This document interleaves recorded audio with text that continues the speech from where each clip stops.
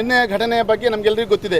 ಅಲ್ಲಿ ಹೋಗಿ ಏಕಾಏಕಿ ಹೋಗಿ ಯಾವ ಕ್ರಿಶ್ ವರ್ಲ್ಡ್ ಆರ್ಟ್ನ ಕೃಷ್ಣನಾಯಕ್ ಅವರ ಏನು ಶೆಡ್ ಇದೆಯಾ, ಕೆಲಸ ಮಾಡುವಂಥ ಗೋಡನ್ ಇದೆಯಾ, ಅಲ್ಲಿಗೆ ಹೋಗಿ ಅವನ ಲ್ಯಾಬಿಗೆ ಹೋಗಿ ಆ ಮೂರ್ತಿಯನ್ನು ಪೊಲೀಸರ ಮುಖಾಂತರ ಏಕಾಏಕಿಯನ್ನು ಎತ್ಕೊಂಡು ಬರುವಂಥ ಕೆಲಸ ಆಗ್ತಿದೆ. ನಿನ್ನೆಲ್ಲ ಮೊನ್ನೆ ಅದಕ್ಕೆ ಕೃಷ್ಣನಾಯಕ್ ಹೇಳ್ತಾನೆ, ನನಗೆ ಯಾವುದೇ ಆದೇಶ ಮಾಡಿಲ್ಲ, ನೋಟಿಸ್ ಮಾಡಿಲ್ಲ, ಏನೂ ಕೂಡ ಆಗಿಲ್ಲ ಅಂತ ಹೇಳುವಂಥದ್ದು.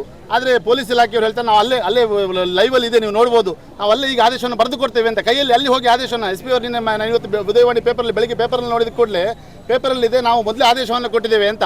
ಆದರೆ ಅಲ್ಲಿ ಪೊಲೀಸ್ ಅವರು ಹೇಳ್ತಾರೆ, ನಾವಲ್ಲಿ ಬರೆದು ಕೊಡ್ತೇವೆ ಅಂತ, ಈಗ ಆದೇಶವನ್ನು ಈಗ ಬರೆದು ಕೊಡ್ತೇವೆ ನಿಮಗೆ ಅಂತ ಮಹಾಜರು ಮಾಡಲಿಕ್ಕೆ. ಇದೆಲ್ಲ ಒಂದು ಭಾಗ.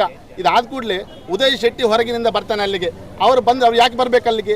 ಅವು ಯಾವ ತನಿಖಾ ಸಂಸ್ಥೆಯ ಅವರು ವ್ಯಕ್ತಿಯಲ್ಲಿ ಅಥವಾ ಯಾವ ಸರ್ಕಾರದ ಸಂವಿಧಾನಾತ್ಮಕ ಹುದ್ದೆ ಇದೆ ಅವರಿಗೆ, ಅದನ್ನು ಸ್ಪಷ್ಟ ಮಾಡಬೇಕು.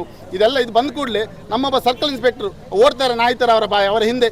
ಇದೆಲ್ಲ ಒಬ್ಬ ಅಧಿಕಾರಿ ಅವನ ಘನತೆಯನ್ನು ಗೌರವವನ್ನು ಕಾಪಾಡ್ಕೋಬೇಕು. ಯಾರೋ ಒಬ್ಬ ರಾಜಕೀಯ ಪಕ್ಷದ ಪುಡಾರಿ ಬಂದ ಅಂತ ಕೂಡ ಓಡಬಾರ್ದು ಅಲ್ಲಿಗೆ. ಇದೆಲ್ಲ ಮಾಡಿಕೊಂಡು ನಮಗೆ ಇವತ್ತು ಆ ಅಧಿಕಾರಿಯ ಮುಖಾಂತರ ಯಾವ ಸರ್ಕಲ್ ಇನ್ಸ್ಪೆಕ್ಟರ್ ಇದ್ದಾರೆ ಅವರನ್ನು ಸಸ್ಪೆಂಡ್ ಮಾಡಬೇಕು ಅಥವಾ ವರ್ಗಾವಣೆ ಮಾಡಬೇಕು. ನಮಗೆ ಅವರನ್ನು ಹಿಡ್ಕೊಂಡು ತನಿಖೆ ಮಾಡಿದರೆ ಇದರಲ್ಲಿ ತಿರುಚ್ತಾರೆ ಅಂತ ಹೇಳುವಂಥ ನಮಗೆ ಗುಮಾನ ಇದೆ. ಅದರಿಂದ ಅದನ್ನು ತಿರುಚಬೇಕು. ಇವರು ಕಾಂಗ್ರೆಸ್ನ ಇತಿಹಾಸ ಇದೆ. ಕಳೆದ 70-60 ವರ್ಷಗಳಿಂದ ರಾಮನಲ್ಲನ್ನ ಟೆಂಟಲ್ಲಿಟ್ಟರು ಅಯೋಧ್ಯೆಯಲ್ಲಿ.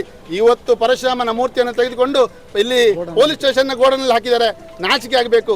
ನಮಗೆ ಕರಾವಳಿ ಭಾಗದ ಜನರಿಗೆ ನಮಗೊಂದು ಆ ಶ್ರೀಮಂತಿಕೆ ಇದೆ, ಯಾವ ಧಾರ್ಮಿಕ ಶ್ರೀಮಂತಿಕೆ ಇದೆ, ನಮ್ಮ ದೇವಸ್ಥಾನಗಳು ಹೇಗಿದೆ, ನಮ್ಮ ಶಿಲ್ಪಿಗಳು ಹೇಗಿದ್ದಾರೆ. ಇಲ್ಲೊಂದು ಶಿಲ್ಪಿಯನ್ನು ಕೆತ್ತನೆ ಮಾಡಿದರೆ ಬಿಟ್ಟು ಕೊಡಲಿಕ್ಕೆ ಎಷ್ಟು ಸಂಪ್ರದಾಯ ಇದೆ. ಅದಕ್ಕೆ ಅಡಿಕೆ ಇಡಬೇಕು, ವೀಳ್ಯದೆಲೆ ಇಡಬೇಕು, ಅಕ್ಕಿ ಇಟ್ಟು ಎಷ್ಟು ಗೌರವಯುತವನ್ನು ತಗೊಂಡು ಹೋಗ್ತಾರೆ.